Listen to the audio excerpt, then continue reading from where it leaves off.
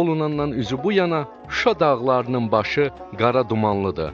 Həmin vaxtdan biz hamımız o dumanın qaranlığındayıq. Çünki Şuşa Azərbaycanın incəsənətində, mədəniyyətində və təbiətində əvəz olunmaz tarixi bir şəhərdir.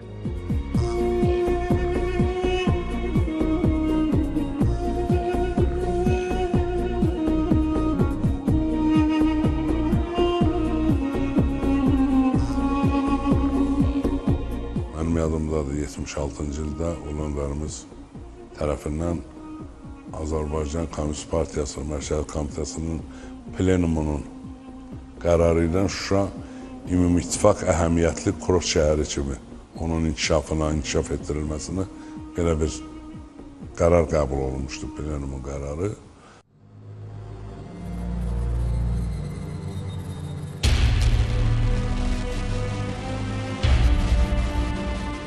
...1991-ci ildə baş verən gözlənilməz hadisələr və Qarabağ səmasında vurulan vertolyot Şuşanın ağ dumanını xeyli qaraltmışdı. Həmin faciədən az sonra Xankəndində və Şuşada məsul vəzifələrdə işləyən Mikayıl Gözəlov bu şəhərə icra başçısı təyin olundu. Amma bir neçə gün sonra o da öz kabinetində qətlə yetirildi. Beləliklə bir ayın içində şəhərin 2 rəhbəri həlak oldu. Şuşanın qara dumanı daha da qatılaşırdı və şəhər get-gedə bu müəmmalı hadisələrin içində görünməz olurdu.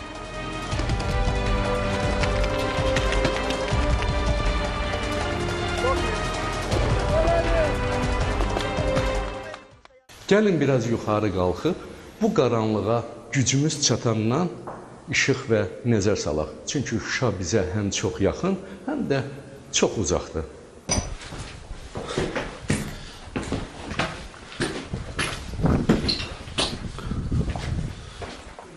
Şuşa müdafiəsini təşkil etmək, Şuşanın müdafiəsini ərzaqla, silah-sursatla, lazım olan texniki vasitələrlə təmin etmək birbaşa Mikayıl Gözəlovun çiyinlərində idi, üzərində idi. Üstəgəl Vaqif Cəfərov, o zamanki birinci katib və SSR Xalq deputatı Vaqif Cəfərov daim daha çox Moskvada və Bakıda müxtəlif iclaslarda, qurultaylarda filan olduğuna görə Mikayıl Gözəlov Şuşada daha çox daimi olurdu.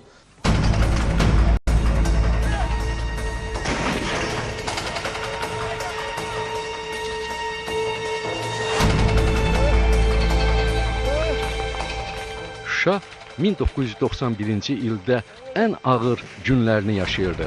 Şəhərin müdafiəsini təşkil eləmək günü-gündən çətinləşirdi.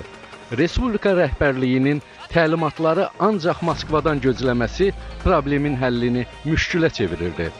Azərbaycanın fəryadına yox, ermənilərin yalançı göz yaşlarına inanan Moskva bu münaqişəyə elə ermənilərin gözü ilə baxırdı. 1991-ci ilin sentyabrında Qazaxıstan və Rusiya prezidentləri Nursultan Nazarbayev və Boris Yeltsin vasitəçilik missiyası ilə Bakıya, Dağlıq Qarabağa, daha sonra Yerevana səfər elədilər.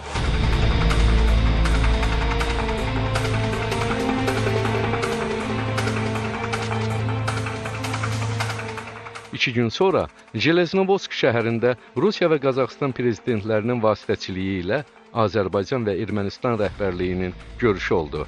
Görüşdə həmçinin Dağlıq Qarabağın erməni və Azərbaycanlı icmalarının nümayəndələri də iştirak edirdilər. Mən Mikayıl Gözəlovu ilk dəfə görüşmüşəm Jeleznovodskda. O zaman Yeltsin və Nazarbayevin təşəbbüsü var idi ki, Qarabağ məsələsini sülh yolu ilə həll etsinlər, ədalət əsasında. Onlar Yerevana səfər etdilər, Bakıya səfər etdilər.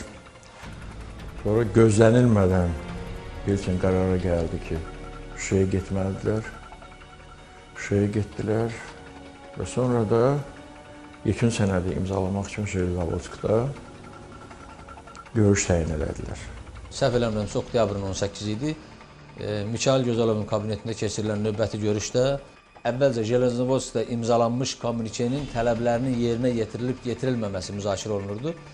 Və Mikayıl Gözəlov çox əsəbi şəkildə ayağa duraraq nümayəndə heyəti qarşısında bir çıxış elədi və bizim, yəni Azərbaycan tərəfinin, Azərbaycanlıların həmin razılaşmanın maddələrinə bənd-bənd əməl etməsinə baxmayaraq, erməni tərəfinin bir qayda olaraq ötən müddət ərzində bütün razılaşmaların pozduğunu dilə gətirdi və qəti şəkildə, biraz da əsəbi şəkildə qeyd elədi ki, əgər qısa müddət ərzində erməni tərəfi də bizim razılaşmalara əməl etməsələr, o halda biz də adekvat cavablar verməyə məcbur olacağıq və bu zaman Rusiyanın nümayəndə heyətinə rəhbərlik edən, səhv eləmirəmsə, Boris Yeltsinin o zaman köməkçisi idi deyəsən, Pada Prigora familiyalı bir adam idi.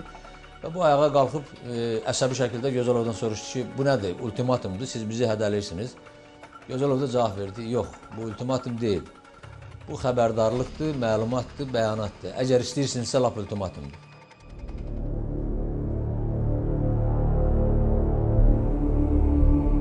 Həmin vaxtlar Şuşanın gözəl təbiətindən ölüm qoxusu gəlirdi. Meşələr erməni silahlılarının yuvasına çevrilmişdi. Yollarda puskular qurulmuşdu. Təmiz dağ havası da ermənilərin nişangahında idi.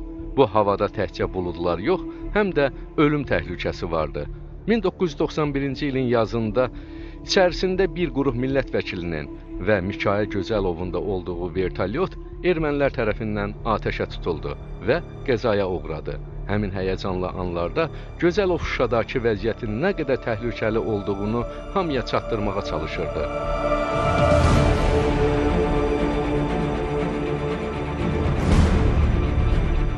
Bizim başımıza gündə belə işlər gəlir.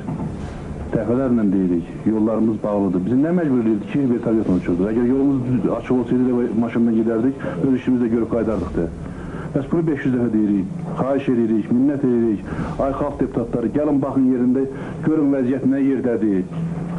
Bəs bu gündə bizim xalqın hamısının başına gəlir. Bugün vertolyotdan düşmüşük, sabahları Ağdam Şuşa yolunda maşınlarımız əzilir, cəmaatımız yaralanır, maşınlar yandırılır. Bunun nəticəsi budur da. Mən xahiş edərdim deputatlarımızdan ki, bu günləri buradadır. Və bundan qabaq gələn deputatların hamısından gözləri ilə görürlər ki, vəziyyət nə yerdədir. Cəmaatın artıq səbir kasası dolubdur. Nəticə çıxartmaq lazımdır və qərar qəbul etmək lazımdır. Bir dəfəlik bilməliyik ki, biz bu torpağın yiyəsiyik. Vəssalam.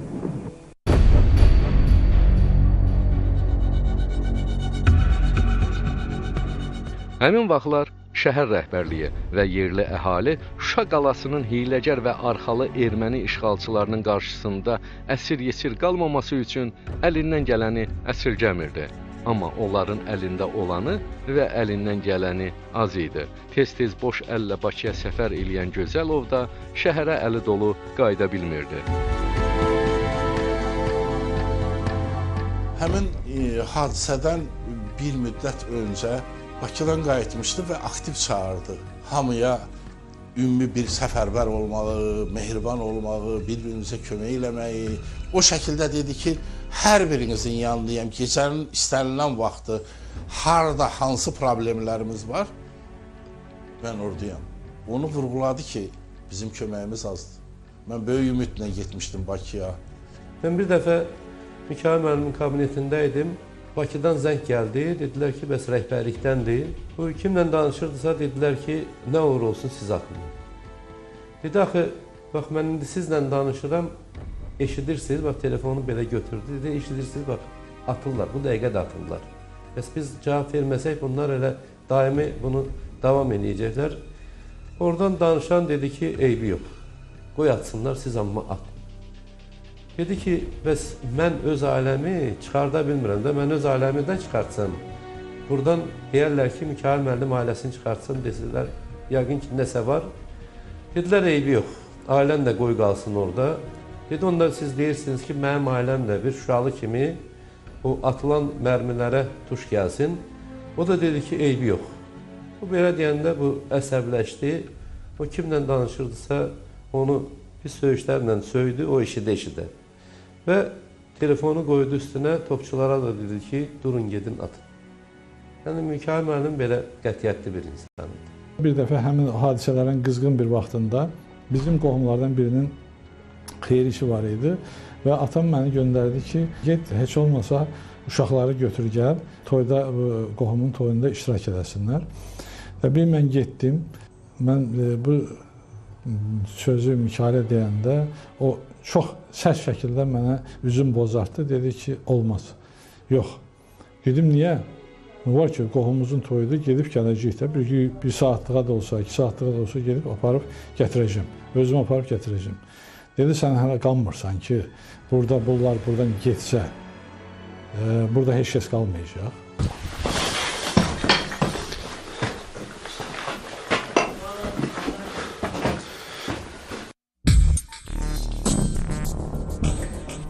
Ermənilərin Qarabağda başladığı separat hərəkatın ən qızğın vaxtında 1991-ci ilin dekabrında Mikail Göcəlov öz kabinetində Şuşanın mərkəzi xəstəxanasında sürücü işləyən Elbrus İbrahimov tərəfindən güllələndi. O, bu ağır cinayətə görə ən ağır cəzaya, ölüm hökmünə məhkum edildi. Amma bir müddət sonra ölüm hökmü ömürlük cəza ilə əvəz olunduğundan Elbrus hal-hazırda ömürlük cəza çəkir. Elbrus İbrahimov düz 5 il ölüm kamerasında ona tuşlanacaq gülləni gözləyib.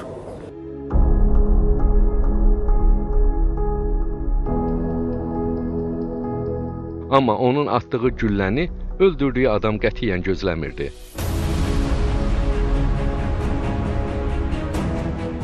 Elbrus ömürlük məhkumlar arasında ən çox cəza çəkən məhkumlardan biridir.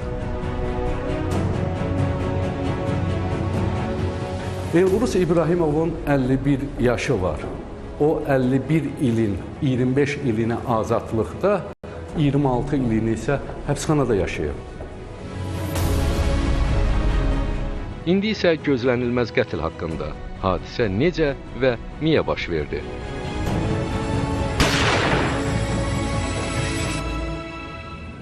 Bizdə 2 dənə erməni qardaşları var idi. Biri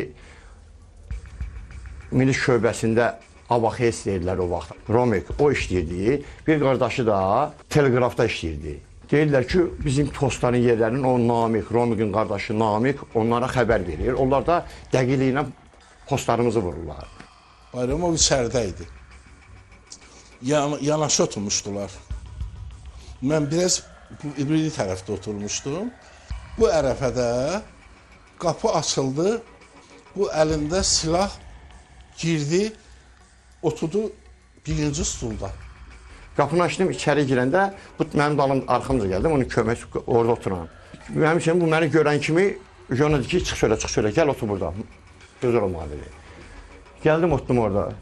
Bu dedim, mən dedim. Bu dedim, bəs Namiklə Romikin bizim yerləri verirlər. Bütün şəhərdə bu söhbət gedir, sizin də qulağınıza çatır. Bunlar nəzir burada? Bir neçə dəfə çevirdi ki, sən mənə deməlisən, get. Orada Romik var, onu öldür. Mən onu öldürməliyəm. Amma sən məni qurtarmalısan. Sən mənə zəmanət verməlisən ki, mən öldürəndən sonra məni qoymayasan tutulan. Dedi, bu erməni deyir ki, bunun anası ermənidir. Dedi, atası var, maması var, əmisi uşaqları var, maması uşaqları var. Bunlar böyük bir nəsildir. Bunlarla bunu eləmək düz gəlməzsən. Bunu belə bir şey qarşılıq olan vuruşma əmələ gələr. Və sözünün məğzi bu oldu ki, şəhərdə erməni qarşılığı olan adamlar var. Bu adamlar bu gecə ortadan götürülməlidir. Əgər səndə elə bir məlumat varsa ki, kimsə məlumat ötürür, bunun üçün müvafiq orqanlar var. Rayon Təhlükəsizlik Komitəsi var, polis idarəsi var, prokuraturası var. Get müraciət elə ora. Əgər nəticəsini görməyirsənsə ki, bunlar bu işi yerinə yetirmir, onda müvafiq qurumlara, ondan yuxarı qurumlara müraciət etməliydi.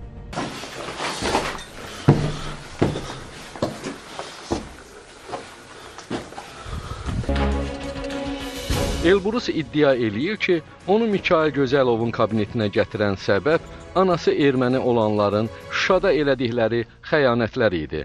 Amma istintaq materiallarına görə Elbrus hadisə yerinə elə anası erməni olanın silahı ilə gəlibmiş. Silah anası erməni olanın alınır, hadisə baş verir. Bir məqsəd var idi. Silah da ortadan çıxsın, o adamlarda ortadan çıxsın, heç birisi iz itsin. Anası erməni olandan silah alınıb bilinməyəcək. Ziyəddin ki, çıxdı içəridən. Gedəndən sonra bunun qardaşı gəldi, girdi içəri. Girdi, bunu belə biraz şapalaqlayan zat kimi elədi, çıxartdı. Başında da o vaxtı indi dövlət başçıları şəkillərini vururlar. O vaxt Qarbaçovun şəkili idi. Sovet dağılmamışdı elə. Burada bu kişinin qanunu işləyir, sənin yox. Qarbaçovu göstərdində. Elə qapı vurulmağıyla avtomat açıldı. Açıldı, gördüm vurdu bunu. Mən yüyürdüm, bunu tutdum bu avtomatdan. Qaldırdım yuxarı, əlimi yandırdı avtomatın lüləsi. İçəridə silah səsi eşidildi. Qapını açıb içəri yüyürəndə mən yazığa güllə dəymişdi. Bayram Mirzə müəllim bunu tutmuşdu əlində. Elə bir icra hakimiyyətinə getdim. Rəhmətli Mikayıl elə bir onda kreslodaydı hələ kreslodan götürülməmişdi. Bədəni də istəyirdi.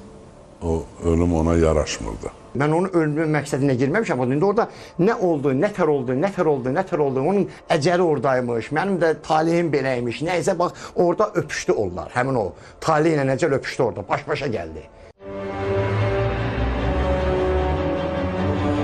Elbursun dediyinə görə onu ən çox əsəbləşdirən Qarbaçovun kabinetə vurulmuş portreti və Gözəlovun burada onun qanunları işləyir deməsi olub.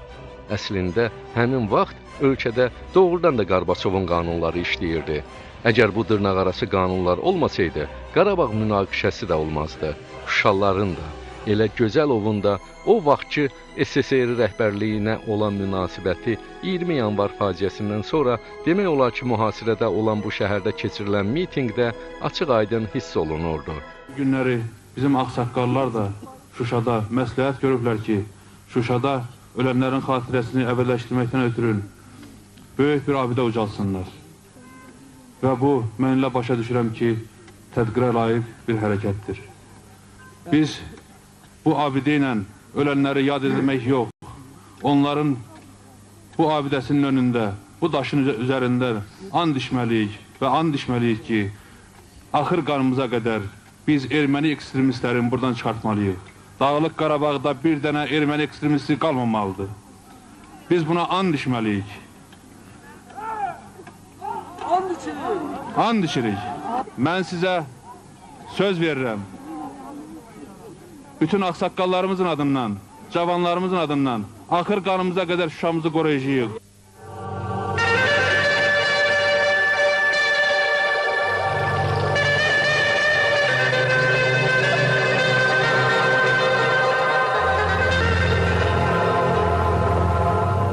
Şuşada keçirilən bu mitinq çox izdihamlı idi. Bura çox yüksək yer olduğundan Azərbaycan da, onun faciəsi də buradan yaxşı görünürdü. Amma uca yerdə olan Şuşa şəhərini bütün Azərbaycan görsə də onun faciəsini görmürdü.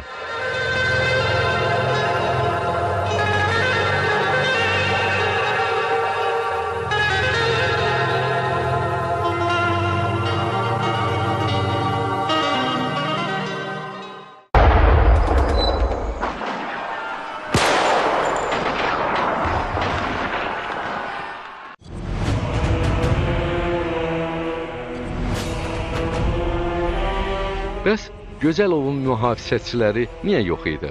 Şəhəri qoruyan başçı özünü niyə qorumurdu? Mikayıl müəllim heç vaxtı gözləməzdi ki, kimsə Şuşada yaşayan buna əl qaldıra bilər. Və deyim ki, onun adətən o vaxtlar hamı özünə bir can-güdən gəzdirirdi, bir mühafizəçi yanında hərlənirdi. Mikayıl müəllim yanında heç kim yox idi. Və o qapını həmişə açıq qoymuşdu. Deyirdi, hamı girə bilər, girsin bu otağa. Dərdin desin, bəlkə problemi var, siz məndən gizlədirsiniz. O heç vaxt mühafizəsi ilə gəzmirdi. Çünki cəmaət onu çox istəyirdi.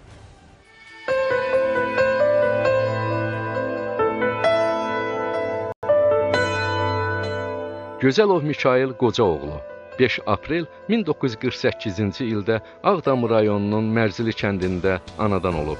Azərbaycan Politexnik İnstitutunu bitirəndən sonra təyinatla Şuşa şəhərinə göndərilib. Ömrünün sonuna kimi bu bölgədə müxtəlif məsul vəzifələrdə işləyib. Respublika Prezidentinin 7 noyabr 1991-ci il fərmanı ilə Şuşa rayon icra hakimiyyətinin başçısı təyin olunub.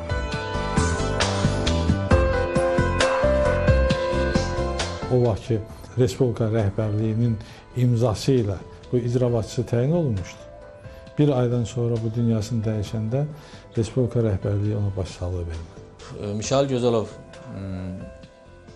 həlak olduğu günə qədər Şuşanın müdafiəsində dayanıb, Şuşaya müxtəlif sayda maşınlar gətirib, Şuşada çoxsaylı müəssisələrin açılmasına rəhbərlik edib, Şuşanın ətrafında Yeni Xankəndi adlanan böyük bir qəsəbə tikdirmişdi və 92-ci il mayın 15-də həmin qəsəbənin açılışı olmalı idi. Mixail müəllimlə bir proqram olmuşdum ki,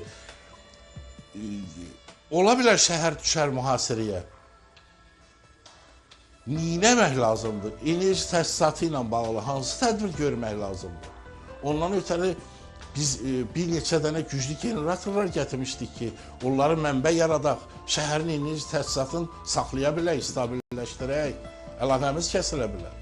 Mənim yadımdadır bir hadisə, biz Gəncədən Alazan o raketlərin, snaryadlarını gətirirdik. O vaxt vertolyota olan sayda 3 yeşik, 4 yeşik qaldı, sığışmırdı. Sötüyor yeşikləri, snaryadları yiyorduk, özümüzlə mükəmməl ikimiz oturduq snaryadların üstündə, uçduq Şuşaya.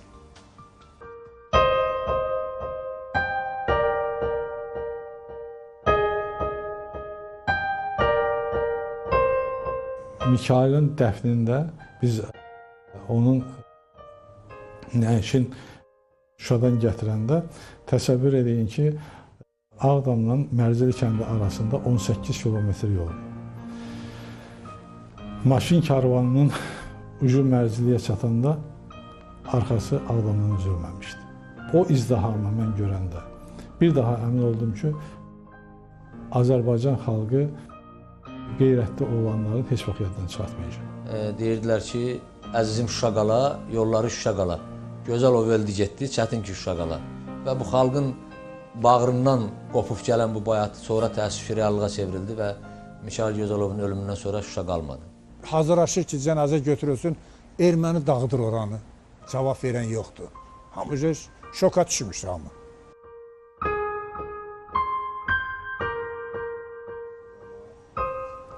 Allah rəhmət eləsin, qəbri nurunda olsun.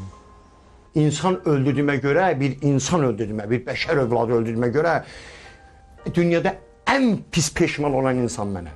Bu hadisənin şu an işğalına birbaşa təsir olubdur.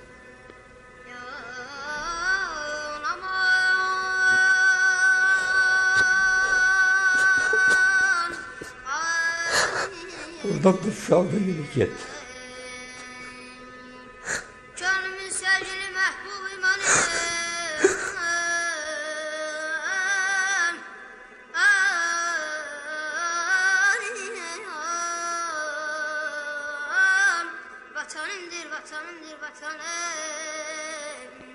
Vatanı sevmeyen insan olmaz. Vatanı sevmeyen insan olmaz. Olsa da o şahsta vicdan olmaz. Ay dadibet, ay aman ey. Sen beni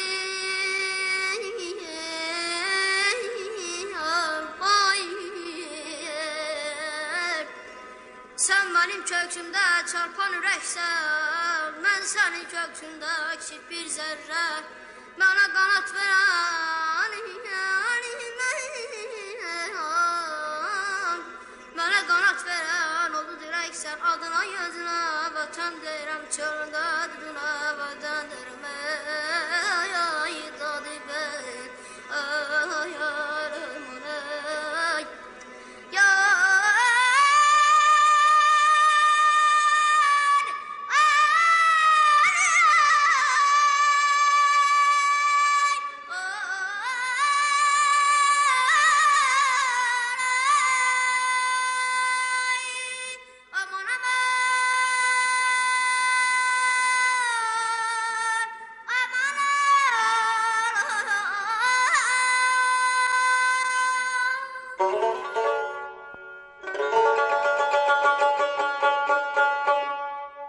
Şuşa dağlarından bizə qalan Göz dağlarıdır.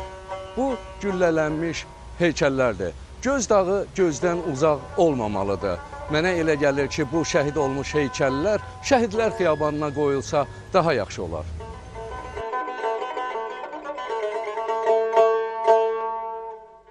Qoy hamı, şəhərimizə gələn qonaqlar da Şuşanın simvoluna çevrilmiş bu büsləri öz gözləri ilə görsün.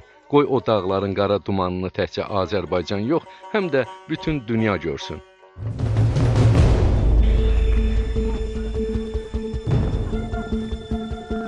Həmin vaxtlar Şuşada o qədər gözlənilməz hadisələr olurdu ki, artıq bu gözlənilməzliyin və müəmmaların içində Şuşanın işğalı gözlənilən idi.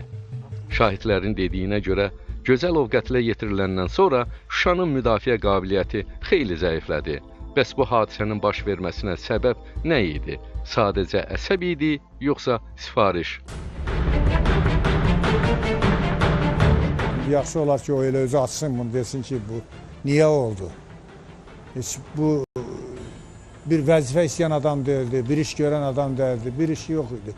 Bu elə öz sözünü deməlidir ki, bu niyə bunu tərik elədilər? Dedilərmi deyilədim, yoxsa özümdən elədim. Bunu bu özü açmalıdır o. Rusiya tərəfindən, ermənilər tərəfindən qurulmuş xaçpərstlərin xaçlı oyunudur bu, xaçlı oyunu. Bu belədir, bunu belədir. Gözəlov ölsə də Şuşa oraya gedəcəkdir, ölməsə də Şuşa gedəcəkdir. 20 şəhid də versəydi, 1000 şəhid də versəydi oraya gedəcəkdir. Mikail dəyərli oğlan idi, Mikail yaxşı oğlan idi, Mikail yaxşı rəhbər idi. Bütün bunların hamısını mən qəbul edirəm.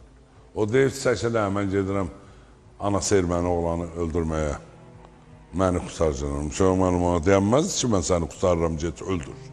Bu əvvəlcədən qurulmuş bir planın nəticəsi idi və heç də kənardan demək olmaz ki, bu sırf təsadüfən girdim, əsəbi idim, mən bu hadisəni törətdim. Xeyr. Bu kimə lazım idi? Bu Qobustanda ömürlük həbs cəzası alana lazım deyildi. O bir alət idi. Amma o aləti kim işlətmişdi? Kim işə salmışdı? Bu məsələnin istintaq açmalıydı. Oturub mən 26 ildə bunu fikirləşirəm, bu qənaətə gəlirəm, oxuduğum kitablardan nəticəsi budur ki, onun taleyi orada bitməlidir, ömrü orada bitməlidir, mən də bu həbsxanaya düşməliydim. Mən fikirləşirəm ki, Mikail Gözəlov qurulmuş üçün qurban oldu.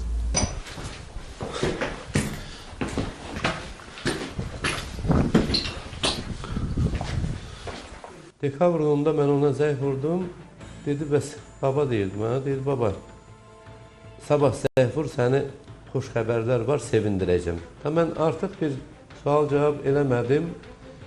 Sonra öz kanallarımdan müəyyənləşdirdim ki, bəs Şuşadan şu kəndi var, ona hücum gözlənilir. Oradan Şuşanı tez-tez atırdılar. Ki, o nöqtələri susturmaq üçün ora əməliyyat qurulubdur. Ayın 11-i dəfələrlə zəng elədim. Həmin nömrə cavab vermədi və üstündən biraz keçmiş təxmini günorta vaxtı prokuraturadan mənim dostum var, o zəng vurdu, dedi, bəs xəbərim var, bəs Mikail müəllimi öz otağında gülləliyiblər. Onun ardınca saysız hesabsız faciələr baş verdi və deməli, Mikail Gözəlov dekabrın 11-də qətlə yetirildi. Dekabrın 15-də Dağlıq Qarabağın Cəmilli kəndi darmadağın dağıdıldı, yerinə yeksən edildi, əhalisi deportasiya olundu, 15 nəfərə qədər adam qətlə yetirildi. Onun ardınca dekabrın 29-da Meşəli kəndi yandırıldı, üzr istəyirəm, dekabrın 23-də və 29 nəfər Meşəlidə dinc sakin qətlə yetirildi. Yəni Şuşa özün müdafiə eləyə bilməzdi. Yəni niyə eləyə bilməzdi? Şuşanın əhalisi də az idi. Yəni ordu olmasa, hərbiçi olmasa, silah-sursat olmasa, Şuşa necə özünü müdafiə eləyə bilərdi? Cəbhə ilə iqtidar arasında olan şeydən, məsələn, bir də görürdün ordu hissəsində, orada hərbiçilər acıq elədilər ki, biz gedirik, bizi Bakıya çağırıbdılar, Gəncəyə çağırıbdılar, Nəmara çağırıbdılar. Belə hallar yaşanılıbdır. Bir ayın içində şəhərin 2 rəhbərinin həlak olması əhalidə və müdafiəçilərdə çaşqınlıq yaratdı.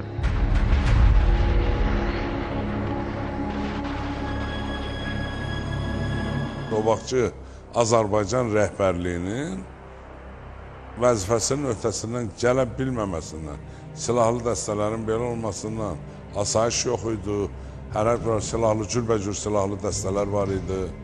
Kim idi o vaxtı? Ölkə düşülən var idi, Şuşa düşülən var idi. Şu an düşünsəydilər belə olmazdı. Siz də şahidisiniz o dövrdə. Məsələn, 93-cü ildə əgər milli lider gəlməsəydi, Qarabağda həcməcik aşağı gedirdi, Azərbaycan dövlətçiliyi məhv olub gedə bilərdi.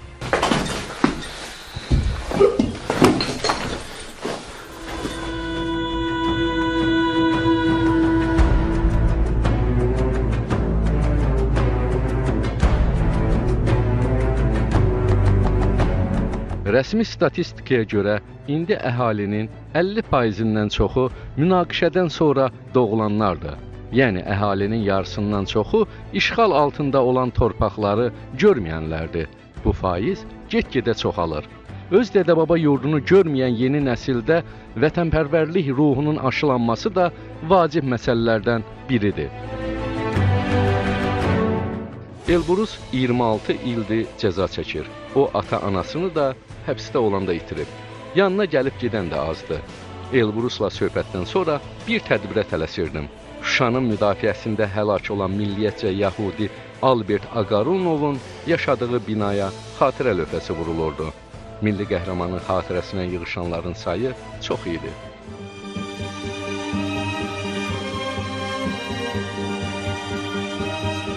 Bu da təsadüfi deyil. Vətən uğrunda döyüşənlər və şəhid olanlar daim diqqət mərkəzindədir. Vətənpərvərlik ruhunun həmişə yüksək olması da əsas vəzifələrdən biridir. Aprel döyüşləri vaxtı Azərbaycan ordusunun gücünü təkcə ermənilər yox, həm də bütün dünya gördü. Zaman göstərdi ki, ordumuz zəfər yürüşünə tam hazırdır.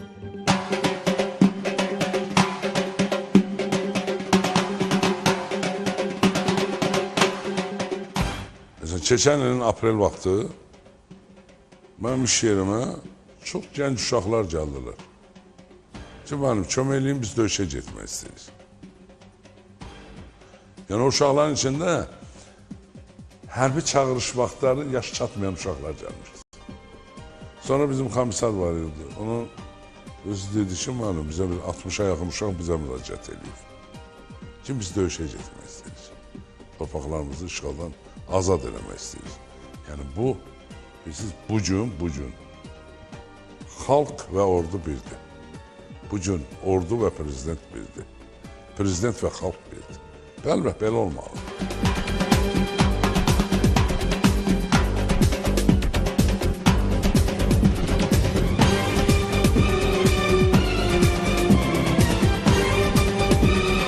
Biz Şuşanı itirəndən o dağlar qara dumanın içindədir. Bu qara duman bütün Azərbaycandan görünür.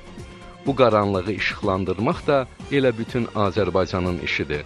Çünki Şuşa və işğal olunmuş bütün yaşayış məntəqələri bizim hamımızın vətənidir. Bu işdə hamı bir və tən olmalıdır. Çünki vətən bir olmalıdır.